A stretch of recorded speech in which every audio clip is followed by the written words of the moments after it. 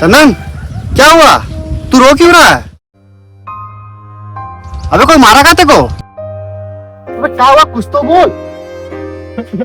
भाई कल रात मेरी गर्लफ्रेंड मर गई है और मुझे उसकी बहुत याद आ रही है और उससे भी ज्यादा मुझे उसकी कॉल की याद आ रही है भाई।